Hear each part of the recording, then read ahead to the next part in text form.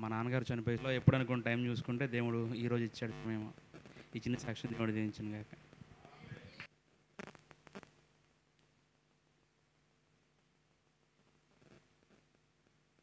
ప్రభువైన యేసుక్రీస్తు యొక్క నామములో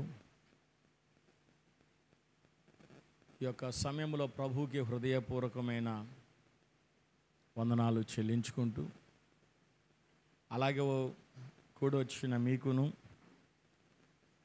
కుటుంబానికి ప్రభువైన యేసు నామములో హృదయపూర్వకమైన వందనాలు. దేవుడిచ్చినటువంటి ఈ అవకాశం అందరికీ ఆత్మ పరిశీలన చేసుకునే క్రమం ఇది. ఆత్మ పరిశీలన చేసుకునే కార్యం. చాలా కూటాలు ఉంటాయి, గృహప్రవేశం ఉంటుంది, పుట్టినరోజులు ఉంటవి, పిల్లలు పాస్ అయినందుకు, లేకపోతే సీటు వచ్చినందుకు, ఉద్యోగం వచ్చినందుకు, పెళ్ళిళ్ళు అయినందుకు, పెళ్ళి కుదిరినందుకు, సంవత్సరం అంతా కాపాడినందుకు, పంట వచ్చినందుకు, అప్పులు తీరినందుకు, ఎవడో ఎగ్గొట్టినోడు అప్పులు ఇచ్చినందుకు,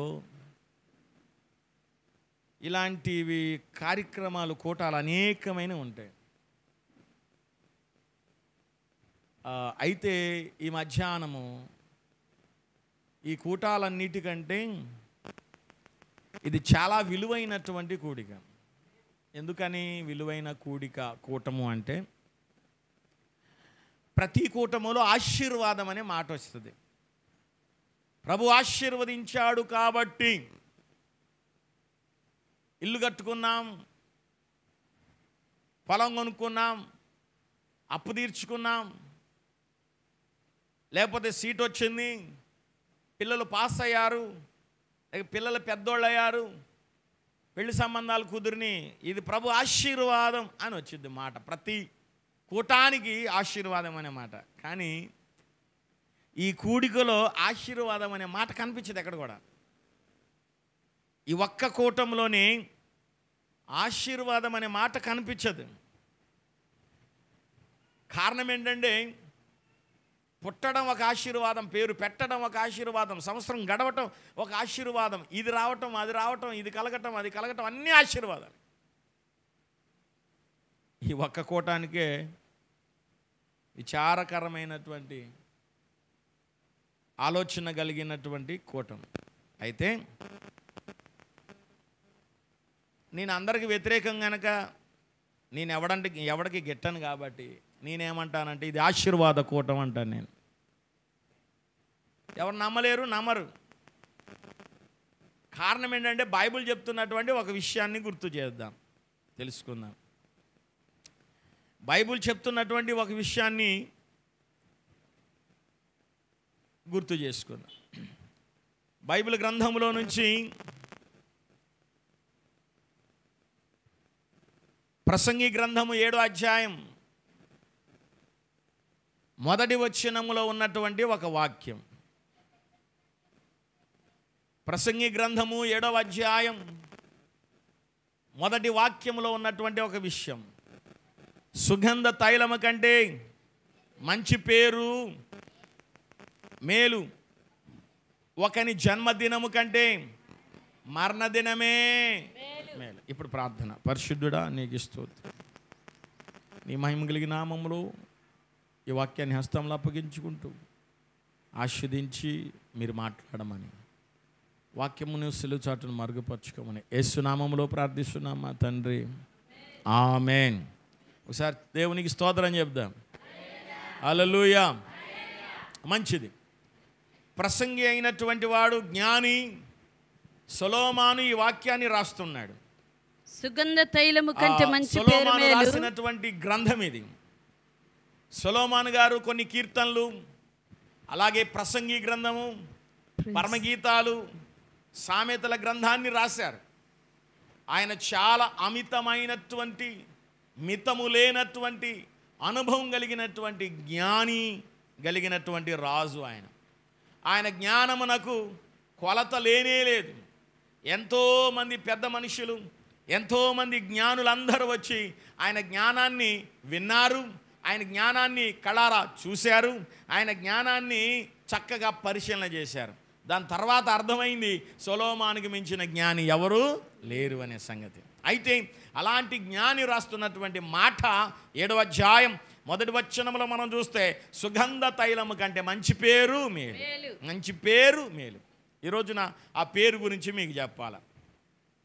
ప్రియ దేవుని బిడ్డలారా, 2002 నవంబర్ నెల 30వ తారీఖున నేను ఒక చిన్న వ్యాన్ వేసుకొని ఒక నవారి మంచం, ఒక బీరువా, 4 సట్లు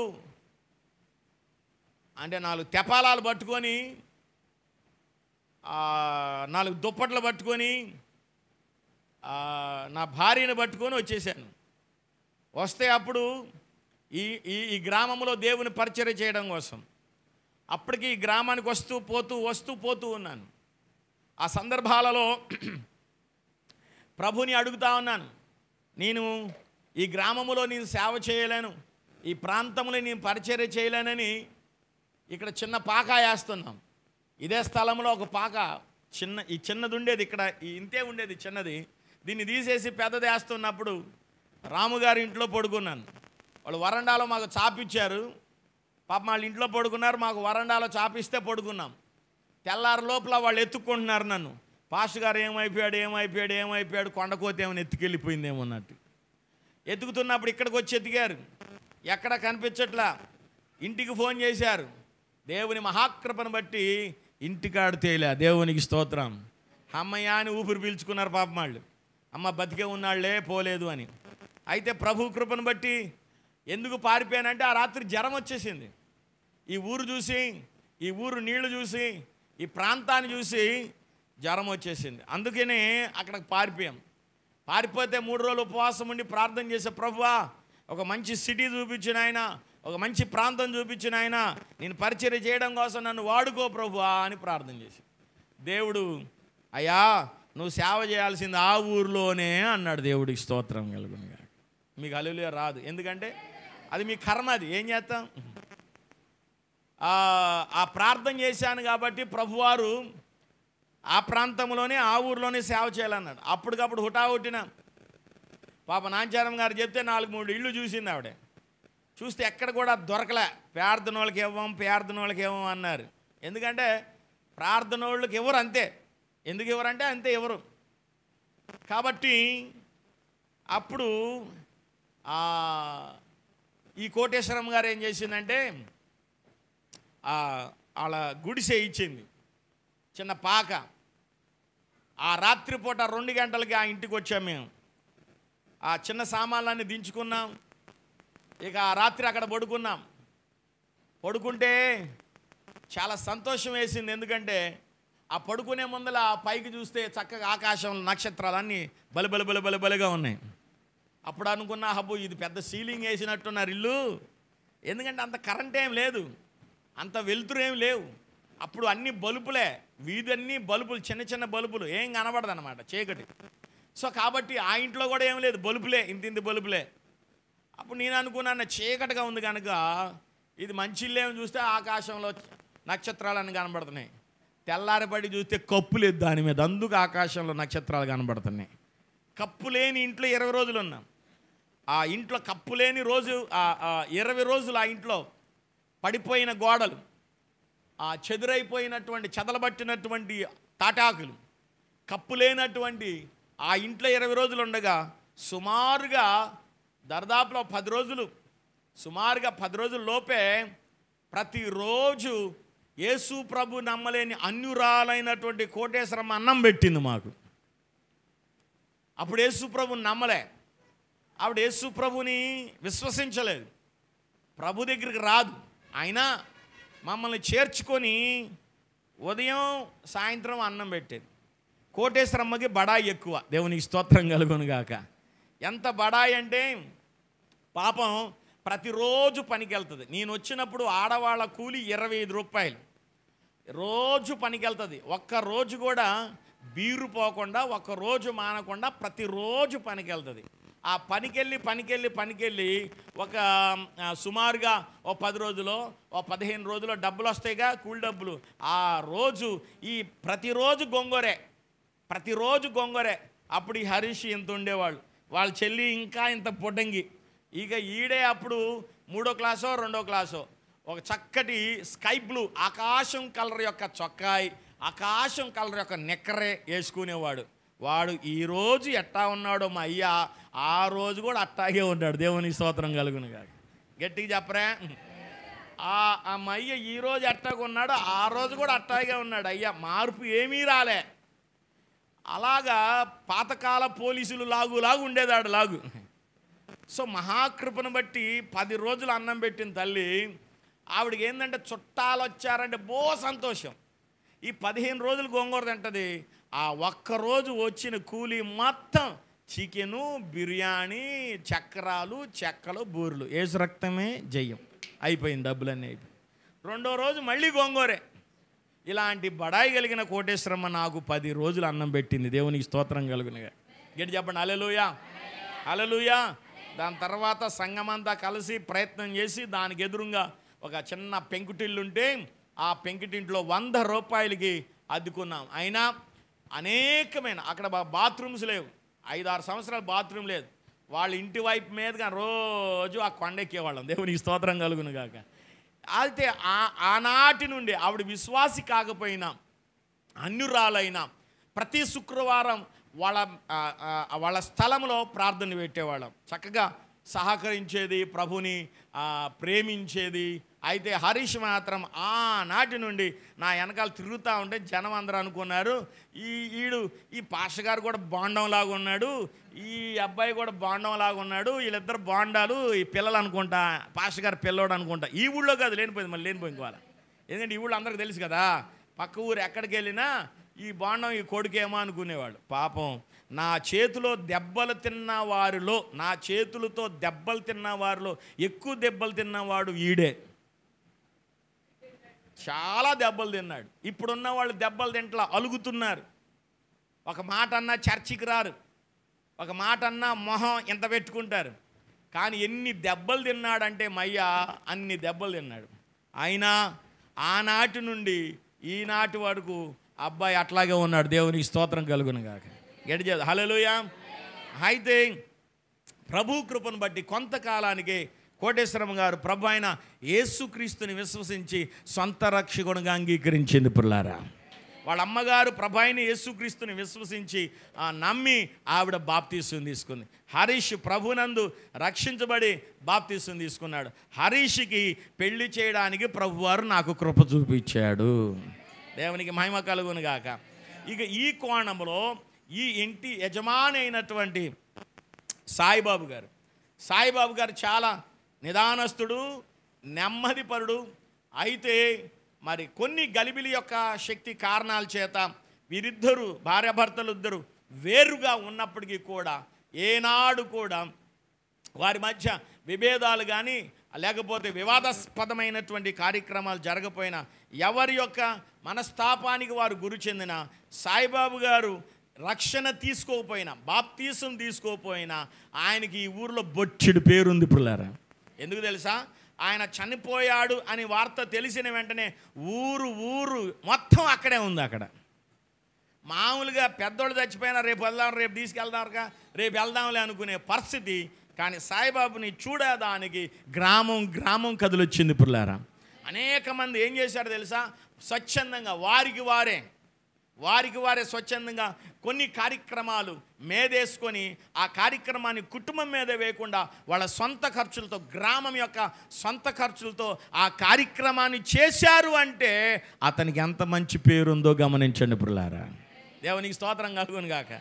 ఏ పేరుందండి? మంచి. అందుకే సుగంధ ఆయనకి ఇల్లు లేకపోవచ్చు, ఏమండి, ఆయనకి ఉద్యోగం లేకపోవచ్చు, వాళ్ళకి పొలాలు లేకపోవచ్చు, వాళ్ళకి డబ్బు లేకపోవచ్చు, వాళ్ళకి ఆస్తి లేకపోవచ్చు, వాళ్ళ పలుకుబడి లేకపోవచ్చు, వాళ్ళకి పదవి లేకపోవచ్చు, కానీ ఒక మంచి పేరుంది. అందుకని సుగంధ తైలం కంటే మంచి పేరు మేలు. కాబట్టి అంత మంచి పేరు ఆ వ్యక్తికి ఉంది. అంతేందుకు ఈరోజు సాయిబాబు గారి పేరు మీద భోజనం పెడుతున్నాడు, ఊరంతా వచ్చేది ఇక్కడికే. కాకపోతే ఆ దమ్ము వీడి దగ్గర లేదు. ఎవరో మన హరీష్ దగ్గర లేదు. కాబట్టి ప్రియ దేవుని బిడ్డలారా, ఒక మంచి పేరు మనం పుట్టడం ముఖ్యం కాదు, మనము పుట్టడం ముఖ్యం కాదు, మనం బ్రతకడం ముఖ్యం కాదు, కానీ ఒక మంచి పేరు సంపాదించాలి. మీకు ఒక దాంట్లో విషయంలో గుర్తు చేయాలి.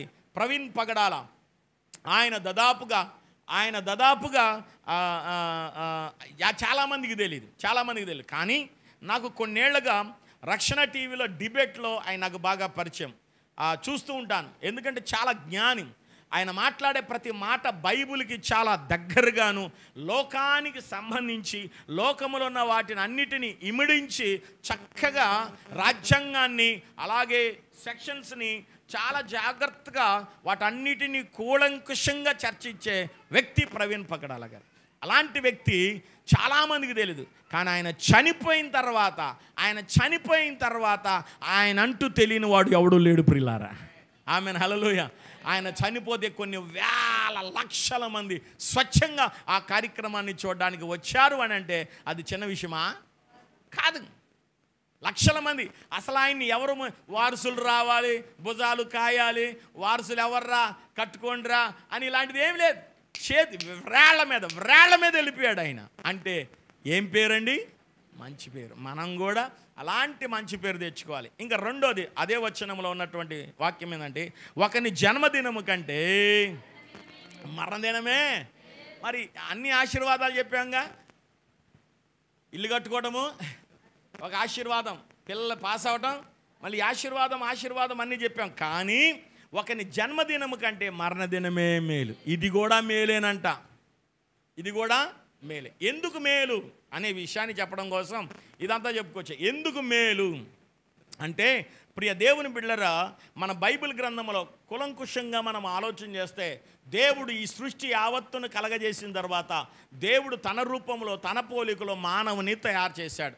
మానవుని తయారు చేసినటువంటి దేవుడు, మట్టితో తయారు చేసినాడు దేవుడు, వాని నాసికారంధ్రములలో దేవుడు ఏమూడాడంటే గాలిని ఊదితే ఆ మనుష్యుడు జీవాత్మ ఆయను.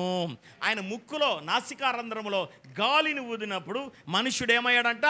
జీవాత్మ అయ్యాడు. అంటే మనిషి జీవించడం ప్రారంభించాడు, మాట్లాడడం ప్రారంభించాడు, కళ్ళు తెరిచాడు, నడిచాడు, పని చేసుకోవడం ప్రారంభించాడు. అంటే మనిషికి ఆత్మనిచ్చిన వాడు దేవుడు, జీవించే ఆత్మనిచ్చిన వాడు దేవుడు. ప్రియ దేవుని బిడ్డలారా, అందుకే బైబిల్ చెప్తున్న గొప్ప విషయం ఏంటంటే, నరుని ఆత్మ యెహోవా పెట్టిన దీపము. ఆమేన్. చెప్పండి, నరుని ఆత్మ యెహోవా పెట్టిన దీపం, దేవుడు పెట్టిన దీపం. ఇప్పుడు మన దీపాలన్నీ వెలిగిస్తున్నవాడు ఆయనే. హల్లెలూయా. ఈ దీపాన్ని వెలిగిస్తున్నవాడు. ఈరోజు మనం వెలుగుతున్నాం, మనం మాట్లాడుతున్నాం, మనం చలిస్తున్నాం, మనం చూస్తున్నాం, మనం పని చేసుకుంటున్నాం. ఈ వ్యవహార శైలి అంతా కూడా కారణం ఏంటంటే మనలో ఉన్నటువంటి దీపం. ఈ దీపాన్ని దేవుడు వెలిగిస్తున్నాడు. కాబట్టి ఈ దీపం వెలిగినంత కాలం మనకు విలువ, ఈ దీపం వెలిగినంత కాలం మనకి గొప్ప ఘనత, ఈ దీపం వెలిగినంత కాలం మనకు మంచి గౌరవం. ఈ దీపం వెలిగినంతసేపు వీళ్ళొచ్చి అది తినండి, ఇది తినండి, కొంచెం పెట్టుకోండి, కొంచెం తినండి, ఇది రుచిగా ఉంది, అది రుచిగా ఉండండి, తిన్నారా లేదా, పడుకున్నారా, పనికి వెళ్ళారా, ఇది ఉన్నారా, అది ఉన్నారా, మా పెళ్ళికి రండి, మా ఇంటికి రండి, మా దగ్గరికి రండి అని ఏం చేస్తారు? గౌరవిస్తారు, ప్రశంసిస్తారు, మన అందరు ఆహ్వానిస్తారు. ఎవరిని ఇంటికి వెళ్ళామనుకోండి, గబగబా లోపలికి తీసుకుని వెళ్ళి చక్కగా కుర్చీ ఇస్తారు, అవసరమైతే టీ ఇస్తారు, లేదా మజ్జిగ ఇస్తారు, జ్యూస్ ఇస్తారు, డ్రింక్ ఇస్తారు, చక్కగా టిఫిన్ పెడతారు, మర్యాద ఇస్తారు, అలాగే ఒక జాకెటో లేకపోతే చీరో లేకపోతే ప్యాంట్ షర్టో లేకపోతే కొన్ని డబ్బులు ఇచ్చి పంపిస్తారు. ఎప్పుడు ఇస్తారు ఇవన్నీ? ఎప్పుడు ఇస్తారు? మనలో ఈ దీపం వెలిగినంత కాలం. ఒకవేళ ఈ దీపం ఆరిపోతే, ఈ ఆత్మగానికి ఆరిపోతే, ఈ దీపాన్ని ఇంట్లోకి పిలిచి కుర్చీ వేసి సోఫాల్లో పరుపుల మీద పడుకోబెడతారా? ఎక్కడ పడుకోబెడతారు మరి? చెప్పండి. దేవుని కృపను బట్టి, దేవుని మహాకృపను బట్టి, దేవుని స్తోత్రం కలుగును గాక. చెప్పరా గట్టిగా? హల్లెలూయా. నేను చచ్చిపోయాను అనుకో, నన్ను రోడ్డు మీద పడుకోబెట్టే యోగ్యత నాకేం లేదు. కమ్మకి ఇక్కడ పెట్టొచ్చు, లేకపోతే అక్కడ పెట్టొచ్చు, అందరు నా చుట్టూ తిరగచ్చు గిరిగిరిగిరిని. అందుకే అందరూ ఏం చేసుకుంటారంటే కింద ఇలా ఖాళీ పెట్టుకొని పైన ఇంట్లో వేసుకోండి, రోడ్డు మీద పడేయకుండా. చేతుల పైకి దేవునికి స్తోత్రం చెప్పండి. పాస్టర్ గారు ఇంటి బతుకున్న వాళ్ళని చంపేస్తున్నాడు అనుకో. చావు అనే మాట భయంకరమైన మాట. కానీ ఒకని జన్మదినము కంటే మరణదినమే మేలు. మరణదినమే మేలు. ఇప్పుడు ఈ మరణదినం మేలని ఎందుకు చెప్తున్నాడని అంటున్నానంటే, ఈ మనిషిని తయారు చేసిన వాడు ప్రభు, మనిషిలోకి ఆత్మను ఉంచిన వాడు ప్రభు. ఈ ప్రభు ఏం చేశాడంటే, ఆ మనుష్యుడు దేవుని ఆత్మ చేతనే బ్రతుకుతున్నాడు. నరుని ఆత్మ యెహోవా పెట్టిన దీపం. ఇప్పుడు మనం వెలుగుతున్నామంటే ప్రభు పెట్టిన దీపం వల్లే మనం వెలుగుతున్నాం. అయితే ఈ వెలుగుతున్న దీపాలు ఈ ఆత్మ ఏం చేస్తున్నారు? ఈ ఆత్మ పాడైపోతుంది.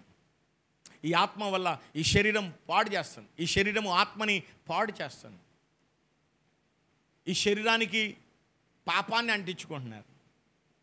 ఈ శరీరాన్ని మలినాన్ని అంటించుకుంటారు.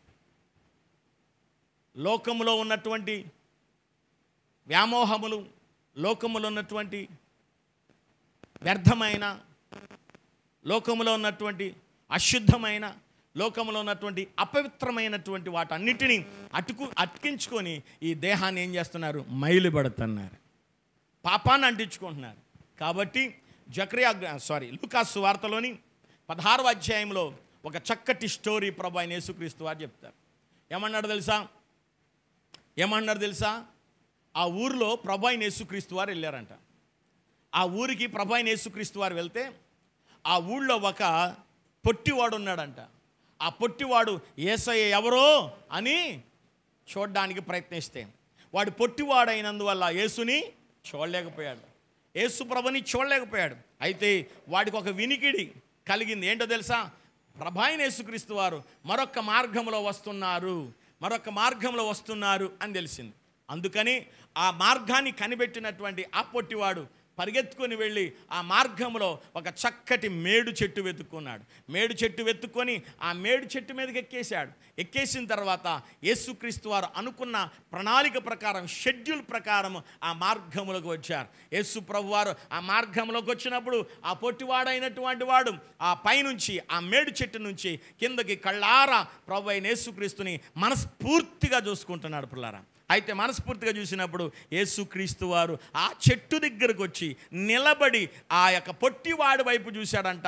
పొట్టివాడి వైపు చూసి ఆ పొట్టోడికి ఒక పేరుంది, ఆ పేరు పెట్టి యేసయ్య పిలిచాడు. ప్రియ దేవుని బిడ్డలారా, ఆ ఊళ్ళో అంతెందుకు, ఈ ఊళ్ళో నా పేరు కొంతమందికి తెలుసు, నా పేరు కొంతమందికి తెలియదు. పక్క ఊరోడికి అసలే తెలీదు. నిజమా అబద్ధమా? మీ పేర్లైనా అంతే. మీ పేర్లు కొంతమందికి తెలుసు, కొంతమందికి తెలియదు. అలా పక్క ఊరోడికి ఎవరికి తెలియదు. అలాంటిది వాడెవరో తెలియకపోయినా, ఆ పొట్టోడు ఎవడో తెలియకపోయినా, ఎవరికి పరిచయం లేకపోయినా యేసుక్రీస్తు వారు ఆ చెట్టు దగ్గరికి రాగానే ఏమని పిలిచాడు తెలుసా? జక్కయ్యా. ఏమన్నాడు? అయితే బైబిల్ ఏముందంటే పొట్టి జక్కయ్య అని ఉంది, కానీ యేసయ్య పొట్టోడు జక్కయ్య అనలా. జక్కయ్యా దిగిరా, నేడు నీ ఇంట ఉండాలి అని చెప్పాడు యేసయ్య. వెంటనే గబగబా జక్కయ్య కిందకి దిగి యేసుప్రభుని ప్రేమతో సంపూర్ణంగా యేసుప్రభుని తన ఇంటికి ఆహ్వానించాడు. దేవుని జనాంగమా, ఈ రోజున ఈ గ్రామాల్లో కానీ, ఈ పట్టణాల్లో కానీ, ఈ పల్లెల్లో కానీ ఈ లోకంలో దేవుని సువార్త అద్భుతంగా అందించబడుతుంది. సువార్త అనేక మందికి తెలియపరచబడుతుంది. సువార్త అనేక మందికి దగ్గరకు చేరుస్తుంది. ఏ సేవకుల ద్వారా కావచ్చు, లేకపోతే సెల్ ఫోన్ల ద్వారా కావచ్చు, లేకపోతే టీవీల ద్వారా కావచ్చు, కడపత్రికల ద్వారా కావచ్చు, ఏదో విధంగా ప్రభు యొక్క వార్త అందరికీ వినిపించబడుతూ ఉంది. కానీ అందరూ ఏమనుకుంటున్నారు? మా దేవుడు కాదు, మాకు సంబంధం లేదు, ఈ దేవుడిది ఈ దేశం కాదు, ఈ రకరకాల విభిన్నమైనటువంటి ఆలోచనలు కలిగి రక్షణను నిర్లక్ష్యం చేస్తున్నారు. రక్షణను నిర్లక్ష్యం చేసుకుంటున్నారు. ఈ రక్షణను నిర్లక్ష్యం చేసి ప్రభుకి దూరం అయిపోతున్నారు. కానీ జక్కయ్య దూరం అవ్వలేదు. జక్కయ్య దూరం అవ్వలేదు, దిగి యేసు ప్రభుని చేర్చుకున్నాడు.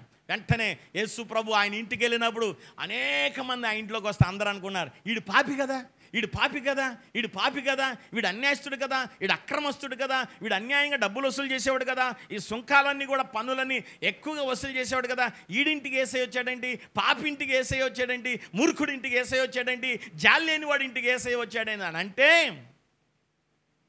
యేసుక్రీస్తు వారు పరిశుద్ధుల కోసం రాలా, పాపుల కోసం వచ్చాడు. హల్లెలూయా. ఆరోగ్యవంతుల కోసం రాలా, రోగుల కోసం వచ్చాడు ఆయన. న్యాయవంతుల కోసం, నీతిమంతుల కోసం రాలా, అన్యాయస్తుల కోసం వచ్చాడు యేసయ్య. అయితే అనేక మంది అనుకుంటారు కదా, అయితే చాలామంది ప్రార్థనకి వెళ్ళే వాళ్ళందరూ పాపులా, ప్రార్థనకి వెళ్ళే వాళ్ళందరూ అవినీతి పరులా, ప్రార్థనకి వెళ్ళే వాళ్ళందరూ మోసగాళ్ళ అని అంటే, బైబిల్ చెప్తున్నటువంటి ఒక అద్భుతమైన మాట, నీతిమంతుడు లేడు, ఒక్కడు కూడా లేడు. Glory to Lord. హల్లెలూయా. నీతిమంతుడు లేడు, ఒక్కడు కూడా లేడు. ఈ భూమి మొత్తం కూడా పాపంతో నింపబడింది. పాపం ప్రజలను ఏలుతుంది. మోసభరితమైన జీవితాన్ని మానవుడు జీవిస్తున్నాడు. నువ్వు పాపి అని అంటే ఎవడు ఒప్పుకుంటాడా? ఎవడు ఒప్పుకోడు. నువ్వు అన్యాయస్తుడివి అంటే ఎవరు ఒప్పుకోరు. కానీ జక్కయ్య ఏం చేశాడు తెలుసా? వాళ్ళందరూ అంటున్నారు ఇంట్లోకి వచ్చి, ఇడు పాపి కదా, ఇడు పాపి కదా, ఇడు పాపి కదని. కానీ వాళ్ళందరి మాటలు జక్కయ్య పట్టించుకోలేదు. పట్టించుకోకుండా ఏం చేశాడు తెలుసా? యేసయ్య వైపు చూసినప్పుడు వెంటనే జక్కయ్య ఏమన్నారు తెలుసా? ప్రభువా, నేను ఎవరి దగ్గర అయితే అన్యాయంగా, అక్రమముగా, మోసం చేసి నేను తీసుకున్నానో వాళ్ళకి మరలా నేను సగము భాగము బీదలకి ఇస్తున్నాను. నేను ఎవరి వద్దైనా అన్యాయంగా దేనినైనా తీసుకుని ఎడల దేవునికి మహిమ కలుగునుగాక. చేతుల పైగా దేవునికి స్తోత్రం చెప్పండి. ఎలాగంట? అన్యాయంగా తీసుకుంటే మరలా నేను 4 గంటలు తిరిగి ఇచ్చేస్తానన్నాడు. ఇప్పుడు ఎవరు కొట్టాడు ఆయన్ని? మనకు ఎవరైనా అప్పిచ్చారనుకోండి, వాళ్ళు 4 సార్లు అడుగుతారు, ఏం చేశారు, నా సంగతి ఏం చేశారు, నా పని ఏం చేశారు, నా డబ్బుని ఏం చేశారు, ఎన్ని రోజులు తిరగాలి, డేట్ పోతుంది, నోటు గడువు పోతుంది, మీరు ఎప్పుడు వస్తారు, మీరు ఎప్పుడు ఇస్తారు, నాకు అవతల అవసరం ఉంది, మీ స్థలం కొన్నా, ఉత్తినే కొనపోయినా స్థలం కొంటున్నా, పిల్లకి పెళ్ళి కుదిరింది, ఉత్తినే కుదరదు అయినా కుదిరింది, మీ ఇల్లు కట్టుకోపోతున్నావు, నువ్వు ఇస్తేనే అని అంటారు. కానీ ఇక్కడ జక్కయ్య దగ్గరికి వచ్చి అడిగినోడు ఎవడు లేడు. కానీ యేసుక్రీస్తు యొక్క హావభావాలు చూసి, యేసుక్రీస్తు యొక్క మాటలు విని, యేసుక్రీస్తు యొక్క వాక్యం విని, యేసుక్రీస్తు యొక్క నడవడిక చూసినటువంటి జక్కయ్యలో గొప్ప మార్పు వచ్చింది. పిల్లారా, హల్లెలూయా.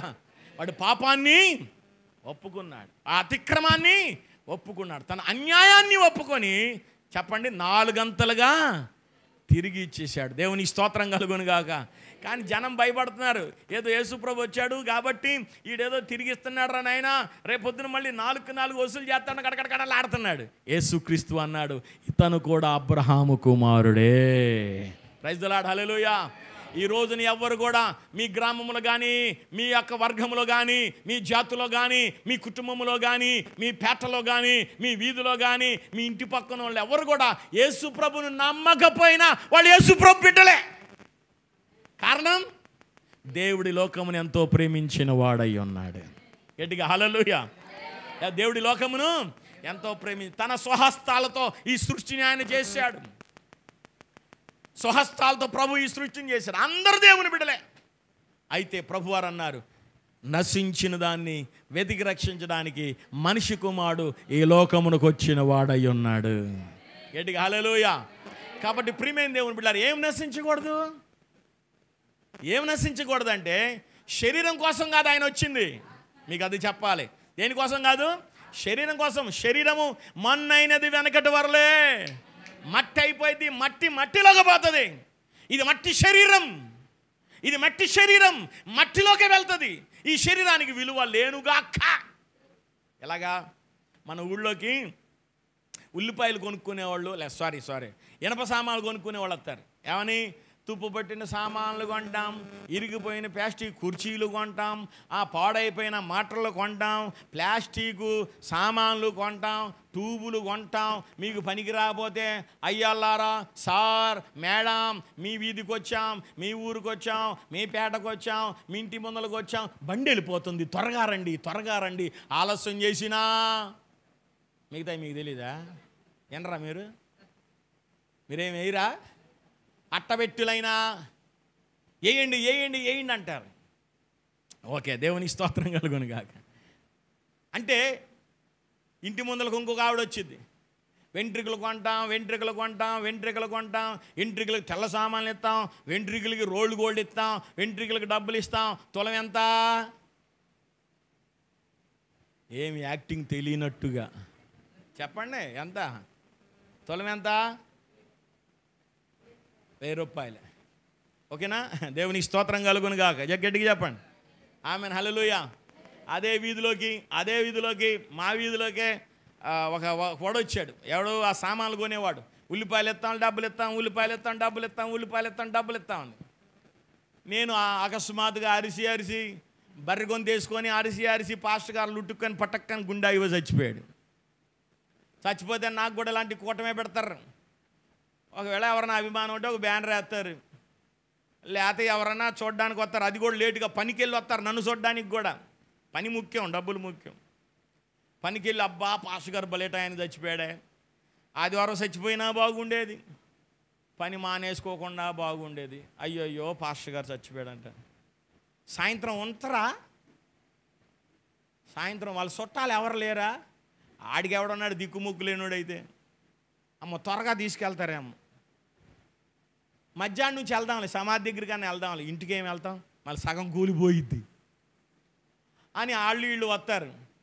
వచ్చినాక మరి ఏమన్నా ఈ పాస్టర్ గారు చచ్చిపోయాడు కదా, ఏమన్నా సంగతిలో 4 రూపాయలు వేసుకొని ఈయనేమో పెట్టి తీసుకొస్తాడేమో కదా, పెట్టి ఈయన తీసుకో బడాయి ఎక్కువ ఈ పాస్టర్ గారికి, పెట్టి తీసుకొస్తాడు. ఇక సంఘస్థులు అందరూ కచ్చిపో ఒకటి అడ్డం పెట్టుకొని ఏడుతూ ఉంటారు.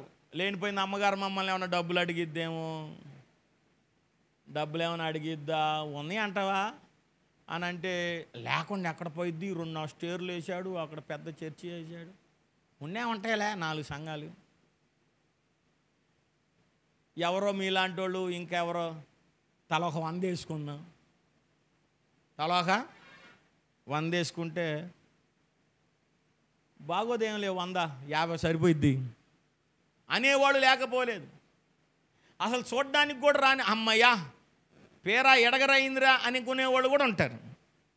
దేవుని మహాకృపను బట్టి అంత అద్భుతమైన మెసేజ్ బయట జరుగుతుంది. మా పాస్టర్ గారేమో మా శవం దగ్గర కూర్చొని ఏడుద్దామా వద్దా అన్నట్టు ఏడుతుంది. ఎందుకంటే పాస్టర్ గారు బతికున్నప్పుడు చెప్పాడు, నువ్వు సార్ నేను చచ్చినప్పుడు ఏడవకమ్మ తల్లి అని. ఒక పక్కన ఏడుద్దామనిపిస్తుంది, 1.5 మనిషి బండరాయి లాంటి మనిషి లుటుక్కని గుండె అయిపోయి పట్టక్కని చచ్చిపోయాడు. అంతలో ఈ వీధిలోకి అది వచ్చింది, ఉల్లిపాయలు అని. వాడిని పిలిచాయా మా సంఘస్థులు చాలామంది వచ్చారు, వాళ్ళందరికీ మరి వెళ్ళిపోయేటప్పుడు కార్యక్రమం అయిపోయినాయి, ఏం పెట్టాలి, పెట్టాలి, మా ఇంట్లో ఉల్లిపాయలు లేవయ్యా, మరి ఏం చేస్తావంటే ఇదిగో మా పాస్టర్ గారిని తీసుకొని వెళ్ళిపోయి 10 కేజీలు ఉల్లిపాయలు అని అడిగిందంట. చెప్పరే తీసుకెళ్తాడా? అదేంటి 4 సంఘాలు పాదిరిని, ఇక రకరకాలు ఇంకేవో రకరకాలు. నా షోకేసులో చూస్తే, ఇక్కడ షోకేసులో చూస్తే, నా షోకేసులో చూస్తే అన్ని అవార్డులు, వారానికి 2-3 అవార్డులు, ఓ 4-3 సూట్ కేసులు ఉన్నాయి, శాల్వాలు, కొన్ని 100 ఫోటోలు, ఎన్నో బహుమతులు, ఎంతోమంది ప్రశంసించిని, ఎన్నో బిరుదులు ఇచ్చారు, ఎన్నో రకరకాలు ఇచ్చారు, ఎంత పెద్ద ఫోటోలు తయారు చేసి ఇచ్చారు. ఈ బిరుదులన్నీ, ఈ శాల్వాలన్నీ, ఈ పేరంతా కొన్ని 100 మందికి బాప్తీసం ఇచ్చాం, ఎంతోమంది పెద్ద వాళ్ళ పెళ్ళిళ్ళు చేశాం. అయినా మన ప్రాణం ఏ రోజు కూడా నిలబడదు. ఇంత పేరు ప్రఖ్యాతగాంచినటువంటి ఈ పాస్టర్ గారిని కనీసం 10 కేజీలు ఉల్లిపాయలు ఇవ్వమంటే ఆ పనికి మాలిన ఉల్లిపాయలు అమ్ముకునేవాడు ఇవ్వలేదంటే ఏమన్నా న్యాయం ఉందా అని అంటే, పనికిరాదు ఈ శరీరం. పాత సామానికి విలువ ఉంది, ఊడిపోయిన నీ వెంట్రుకలకు విలువ ఉంది, ఏమండి ప్లాస్టిక్ సామానికి విలువ ఉంది, పాత సామాను ఏదైనా సెకండ్ హ్యాండ్ ఏదైనా విలువ ఉంది, కానీ మన శరీరానికి విలువ లేదు. మన శరీరానికి విలువ లేదు, ఎందుకంటే మట్టి ఇది. ఈ మట్టి శరీరానికి విలువ లేదు. ఈ విలువ లేని శరీరాన్ని యేసయ్య తన రక్తంతో కొన్నవాడై ఉన్నాడు. ప్రియమైన దేవుని బిడ్డలారా, హల్లెలూయా. నశించిన దాన్ని వెతక రక్షించడానికి మనిషి కుమారుడు లోకానికి వచ్చాడు. ఎందుకు ఈ లోకానికి వచ్చాడంటే ఈ శరీరం మట్టిది కావచ్చు, కానీ లోపల ఉన్నటువంటి ఆత్మ ఆయనదై ఉన్నది. ఎవరిది ఆత్మ? ఆయనది. ఈ ఆత్మ ఆయనది కాబట్టి ఏ ఆత్మ నశించిపోవడానికి ఏమాత్రం కూడా ఇష్టం లేదు గనక సేవకులు గ్రామాలు తిరుగుతున్నారు, పేట తిరుగుతున్నారు, ఇంటింటికి తిరగడానికి కారణం ఏంటంటే ఈ ఆత్మ దేవుంది, ఈ ఆత్మ దేవుంది, దీన్ని పాడు చేసుకోవద్దు అని చెప్తున్నారు. పాడు చేసుకోవద్దు. ఈ ఆత్మని రక్షించగలిగిన వాడు ఆయన. దేవుని స్తోత్రం కలుగును గాక. ఎటు చెప్పండి హల్లెలూయా. ఒకని జన్మదినం కంటే మరణదినమే ఎందుకు మేలు అని అంటే ఇప్పుడు మనం గమనించాలి. ఏ ఆత్మ నశించిపోవడం ఆయనకి ఇష్టము లేదు గనక ఈ లోకానికి మనిషి కుమారుడిగా దిగి వచ్చినటువంటి యేసయ్య ఆ అవినీతిపరుడైనటువంటి అన్యాయస్తుడైనటువంటి జక్కయ్యను యేసుక్రీస్తు తన రక్తంతో కొన్నాడు. ఆయన కడిగాడు, కన్నాడు. ఇప్పుడు ఆ ఆత్మ నశించిపోవడం ఏమాత్రం కూడా ఇష్టం లేదు కనుక జక్కయ్యకి మార్పు వచ్చింది, జక్కయ్యకి మారు మనసు వచ్చింది. ఆ జక్కయ్య ఇల్లంతా కూడా రక్షించబడింది. ప్రియమైన దేవుని బిడ్డలారా, ఇప్పుడు జక్కయ్య రక్షణ మార్గంలో ఉన్నాడు. ఏ మార్గంలో ఉన్నాడండి? చక్కటి రక్షణ మార్గంలో ఉన్నాడు. అయితే రక్షించబడిన వారు చనిపోరా? రక్షించబడిన వారు ఆ ప్రభుని నమ్ముకున్న వారు చనిపోరా అంటే ఖచ్చితంగా చనిపోతారు. ప్రభుని నమ్మినా చనిపోతారు, ప్రభుని నమ్మకపోయినా చనిపోతారు. నరుని ఆత్మ యెహోవా పెట్టిన దీపం. బైబిల్ చెప్తుంది, నరులారా తిరిగి రండి, నరులారా తిరిగి రండి. మనుష్యుని ఆయుష్ 75 సంవత్సరాలు, అధిక బలం ఉన్న ఎడలా 80 సంవత్సరాలు, అది కూడా ఆయాసమే, అది కూడా దుఃఖమే. కనుక ప్రియమైన దేవుని బిడ్డలారా, బైబిల్ గ్రంథంలో దావీదు అని ఒక మహారాజు ఉన్నాడు. ఆయనకు ఒక అబ్బాయి పుట్టాడు. అబ్బాయి పుడితే అబ్బాయి చాలా పెద్దోడయ్యాడు, ఒక మంచి బాలప్రాయంలో ఉన్నాడు, మంచి వయసులో ఉన్నాడు, ఎదుగొచ్చాడు. ఆ పిల్లవాడికి బలహీనత అయింది. ఆ బలహీనత అయితే దేశంలో ఉన్న రకరకాల వైద్యులందరూ వచ్చి వైద్యం చేస్తున్నారు. అయితే వైద్యమునకు శరీరం సహకరించలేనప్పుడు దావీదు ఏం చేశాడంటే గదిలోకి వెళ్ళి ఉపవాసం ఉండి మోకరించి ప్రార్థన చేస్తున్నాడు. రోజు ప్రార్థన చేస్తున్నాడు. ఒక రోజున ఆ ఇంట్లో ఉన్నటువంటి పని వాళ్ళందరూ కూడా గుసగుసగులు ఆడుతున్నారంట బయట వరండాలో. అర్థమైపోయింది దావీదుకి. గబగబ లేచిపోయాడు, ఇంట్లోంచి బయటకు వచ్చాడు, ఆ స్నానం గదికి వెళ్ళాడు, స్నానం చేసుకున్నాడు, భోజనం బల్ల దగ్గరికి వెళ్ళాడు, భోజనం తింటున్నాడు. అందరు గుసగుసలు ఆడుకుంటున్నారంట. ఇదేంద్రా అని వాళ్ళని పిలిచి అన్నాడంట, ఒరేయ్ పిచ్చోళ్ళారా, నా కొడుకు బ్రతకాలని, నా కొడుకు ఆయుష్ రావాలని, నా కొడుకు కోలుకోవాలని, నా కొడుకు కలకాలం బ్రతకాలని నేను దేవునికి ప్రార్థన చేశాను. అయినా ప్రార్థన చేశాను, ప్రభు చిత్తం ఏమైందో నాకు తెలియదు. అయితే ప్రభు కృపను బట్టి జరిగిన సంఘటన ఏమనగా వాడు చనిపోయాడు.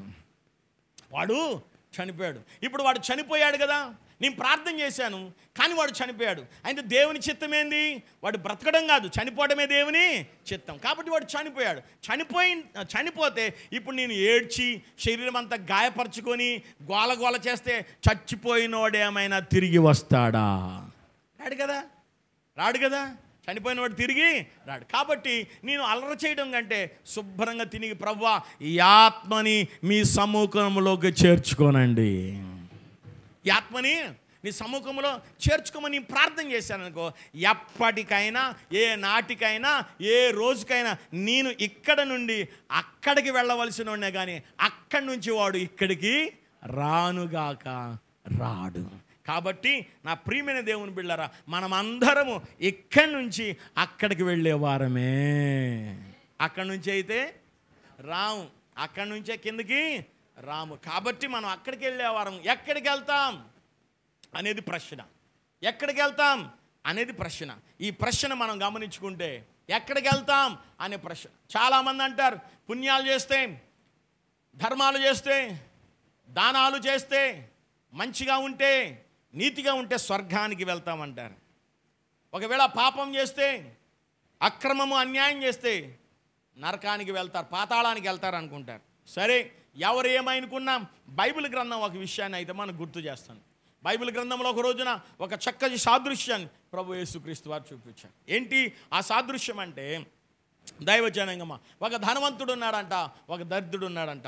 ధనవంతుడి ఇంటి ముందల దరిద్రుడు అనేవాడు ఉన్నాడు. ఆ దరిద్రుడికి ఒక పేరుంది, ధనవంతుడికి పేరు లేదు. ఆయన పేరు ధనవంతుడనే రాయబడింది. ఆ దరిద్రుడైన వాడికి ఒక పేరుంది. ఆ పేరేంటి తెలుసా? లాజరు. ఆ పేరేంటి? లాజరు. అయితే ఒక రోజున ప్రియమైన దేవుని బిడ్డలారా, ధనవంతుడు చచ్చిపోయాడు, దరిద్రుడు కూడా చచ్చిపోయాడు. చనిపోయినప్పుడు ఈ ధనవంతుడు దరిద్రులు వెళ్ళిపోయారు, భూమిని విడిచిపెట్టారు. ఇక్కడ ఉన్న శరీరాలు మాత్రమే, ఇప్పుడు మనం పెంచి పోషిస్తున్నటువంటి ఈ శరీరాలు ఏవైతే ఉన్నాయో ఇవన్నీ మట్టిలోకి కలిసిపోతాయి. కానీ ఆత్మకి ఒక ఆకారం, శరీరం లేదు కనుక ఆత్మ ప్రభు దగ్గరికి వెళ్ళిపోతుంది.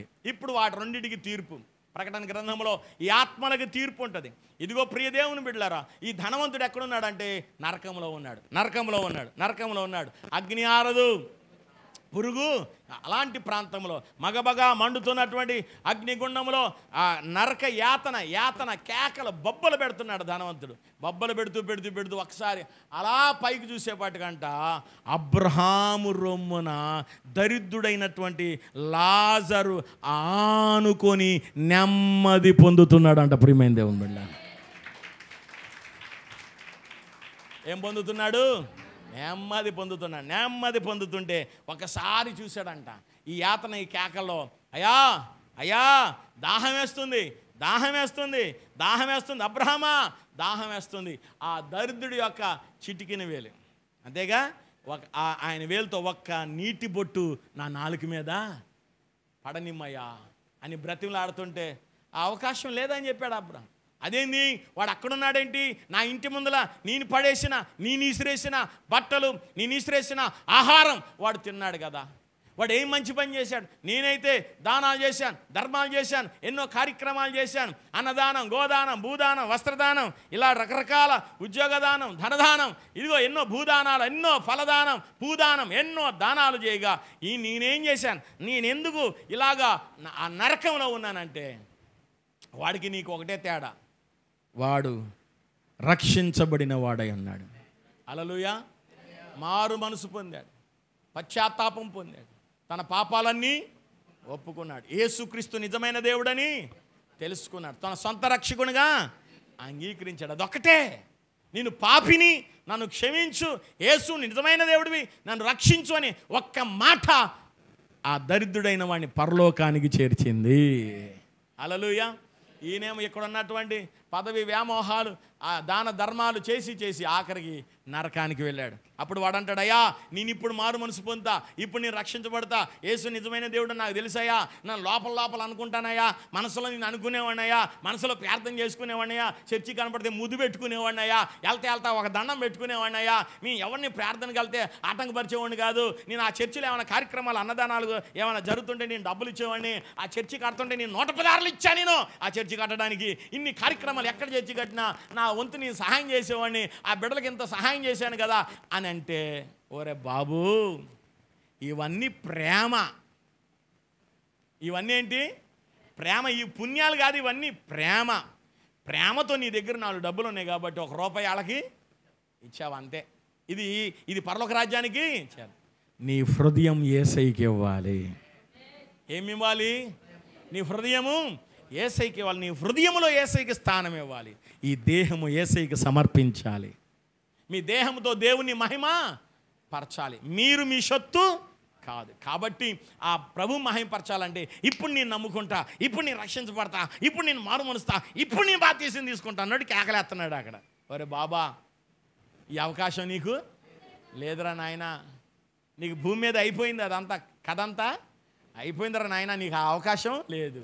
అయితే వెంటనే ఆడంటాడు, అయ్యా నేను ఎట్లాగో మోసపోయా, నేను ఎట్లాగో తెలుసుకోలేకపోయాను, నేను ఎట్లాగో నేను అంగీకరించలేకపోయా, నా కింద నా 5 సహోదరులు ఉన్నారు. వాళ్ళ దగ్గరికి వెళ్తాను, వాళ్ళకి వెళ్ళి చెప్పొస్తా, యేసే నిజమైన దేవుడు, యేసే నిజమైన రక్షకుడు, లోక రక్షకుడు. ఆయన పాపుల కోసం ఈ లోకానికి వచ్చాడు, మన పాపాలు క్షమించడానికి ఆయన తన కల్వరిగిరిలో ప్రాణం పెట్టాడు. ఆయన ద్వారానే, ఆ రక్తం ద్వారానే మనకి విమోచన, విడుదల, స్వస్థత కలుగుతుంది. ఆయన నామమున మనం రక్షించబడితే పరలోక రాజ్యం ఉంది. అన్నయ్య యేసు ప్రభు నమ్ముకోండిరా, చర్చికి వెళ్ళండిరా, ప్రార్థనకి వెళ్ళండిరా, మారు మనసు పొందండిరా, వెళ్ళండి, ప్రభు దగ్గరికి వెళ్ళండి, వాక్యం వినండి, ధర్మశాస్త్రాన్ని దివారాత్రం ధ్యానించిన వాడు ధన్యుడురా బాబు, ఆ ధన్యకరమైన మార్గంలో మీరు వెళ్ళని చెప్తాను అన్నాడు.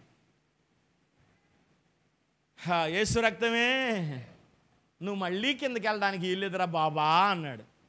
నువ్వు పైకి రావడానికి వీల్లేదు, చెప్పండి, నువ్వు కిందకి వెళ్ళడానికి వీల్లేదురా నానా, కింద మోషే ప్రవక్తలు ఉన్నారు.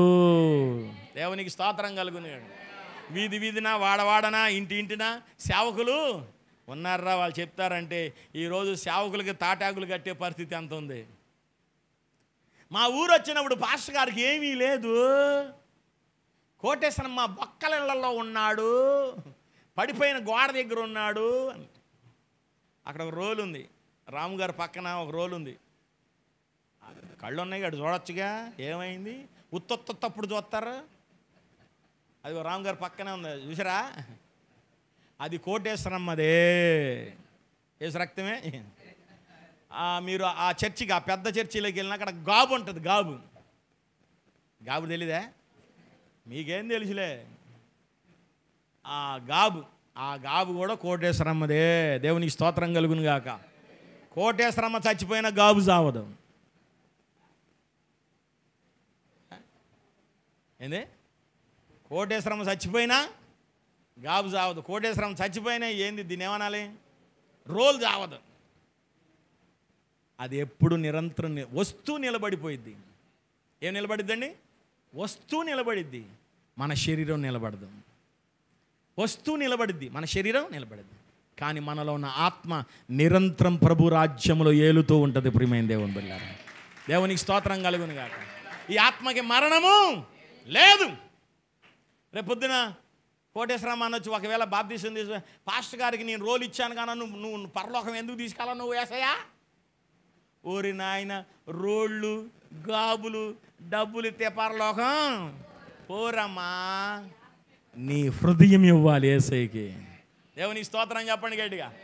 ఏమి ఇవ్వాలి చెప్పండి.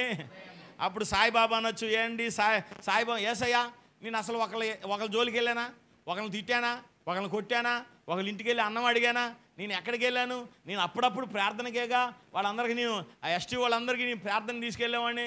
ఇంత పెద్ద ఆటోలో, ఇంత పెద్దోడినైనా, ఇంత చిన్న ఆటోలో ఇంత పొడుగు మనిషినైనా ఎంత ఒదిగి ఉన్నాను తెలుసా.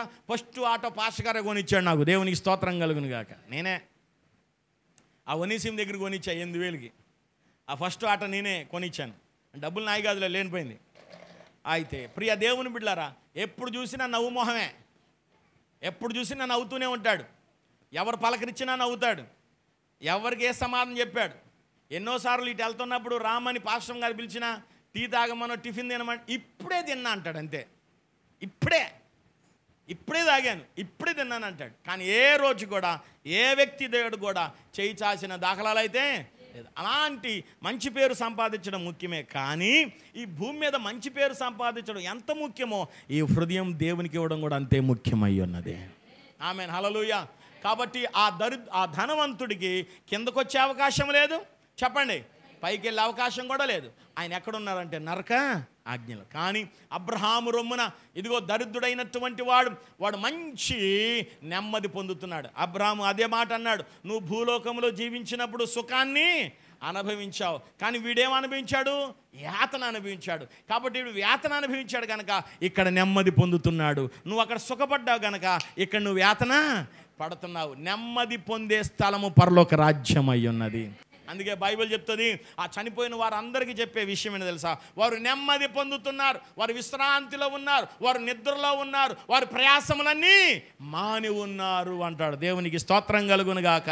కాబట్టి ప్రియమైన దేవుని బిడ్డలారా, ఇప్పుడు ఒక జన్మదినము కంటే మరణదినమే మేలని ఎందుకు అంటున్నామంటే, ఒకవేళ నువ్వు చనిపోతే గనక, ప్రభుని నమ్మి, ప్రభుని విశ్వసించి, ప్రభుని అంగీకరించి నువ్వు చనిపోతే గనక, నువ్వు డైరెక్ట్గా ప్రభు దగ్గరికి వెళ్ళిపోతావు. అక్కడ ఏముంటుంది, నెమ్మది ఉంటుంది. ఏముంటుంది అక్కడ, నెమ్మది, అక్కడ ప్రశాంతత ఉంటుంది. ఈ పాస్టర్ గారితో ఈ బాధలు ఆదివారం పూట చర్చికి, గురువారం పూట చర్చికి, మిగతా రోజులు పనికి, అప్పులు కట్టుకునే బాధ, కూర వండుకునే పనులు, భర్తపు వేధింపులు, పిల్లల కీచులాట్లు, ఇవన్నీ ఏమీ ఉండవు. కానీ అక్కడ నివసించే స్థలము పరలోక రాజ్యము. అక్కడ అధిపతి ప్రభు అయిన యేసుక్రీస్తు వారు. ఆయనే అక్కడ రాజు, చక్రవర్తి. ఆయన యుగ యుగములు ఏలుకునేవాడై ఉన్నాడు. కలతలు లేని, కన్నీరు లేని, ఆకలి లేని, దప్పిక లేని రాజ్యం ఏంటి? పరలోక రాజ్యం. ఆ ప్రశాంతమైనటువంటి, ఆ సుందరమైనటువంటి ఆ పరలోక రాజ్యంలో మనం ప్రవేశించాలంటే ఈ భూమి మీద ఉండగానే మన హృదయం యేసయ్యకి ఇవ్వాలి. ఆ క్రీస్తునందు మృతులు ధన్యులు. ప్రభునందు గనక మనం చనిపోతే మనకు పరలోక రాజ్యంలో స్థానం ఉంది. కాబట్టి ప్రియ దేవుని జనాంగమా, భూమి మీద ఒక మంచి పేరు మేలు. అలాగే ఈ భూమి మీద ఒక మరణదినమే మేలు. కాబట్టి ఒక మంచి పేరు కలిగి మనం చనిపోతే మనం పరలోక రాజ్యంలో దేవుడు స్థానం ఇచ్చేవాడు ఉన్నాడు. ఈ భూమి మీద పేరు కంటే పరలోకంలో జీవగ్రంథములో మనం పేరు రాసుకోవాలి. ఎక్కడ రాసుకోవాలి? జీవగ్రంథంలో పేరు రాసుకోవాలి. ఒకటి, జీవగ్రంథంలో మన పేరు ఉండాలి. రెండోది, మన యొక్క ఆత్మ ప్రభు రాజ్యంలో ఉండాలి. అక్కడ కనుక ఉంటే అక్కడ మనకు కలతలు కానీ, వేదన కానీ, ఆకలి కానీ, దప్పిక కానీ లేనుగాక లేవు. ఆ సుందరమైన రాజ్యంలో దేవుడు మనలను యుగ యుగములు ఏలుకునేవాడై ఉన్నాడు. అందుకే మిమ్మల్ని మీరు పరిశుద్ధపరచుకొని, ఎవరైనా రక్షించబడకపోతే మారు మనసు పొంది మీ హృదయాలు ప్రభుకి ఇవ్వాలని ప్రభుపేట మనం చేస్తూ ఈ మాటలు మనం వెనుకల్లో ప్రభు దీవించునుగాక. మేము లేచి నిలబడదాం, ప్రార్థన చేసుకుందాం.